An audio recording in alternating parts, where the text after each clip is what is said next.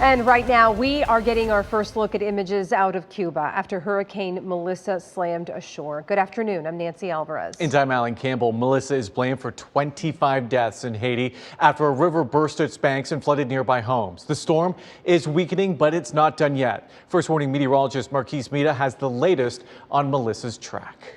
Well, Melissa did make landfall this morning just after 3 o'clock as a Category 3. Since then, it's now been downgraded, but the maximum sustained wind speeds upon that second landfall in Cuba were at 120 miles per hour. It's unleashed heavy rainfall, and right now we have that center of circulation moving just offshore. The NOAA hurricane hunters just moved into the eye, and what they found were that the pressure has come up, which means that the storm overall is weakening.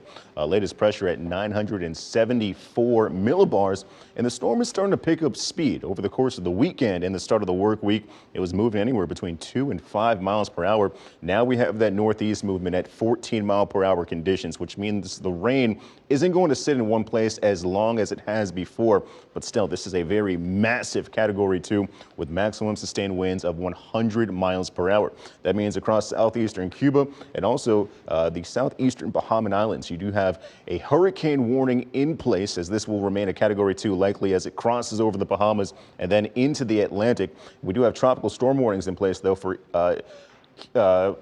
central Cuba, also Haiti, Turks and Caicos, in which those tropical storm force winds will be felt today and into the overnight hours. As far as rainfall is concerned, we can still see a lot, especially across the Bahamian Islands here, 3 to 5 inches potentially still oncoming. And then we can still see the possibility for mudslides and landslides in places that have already seen heaps of rain.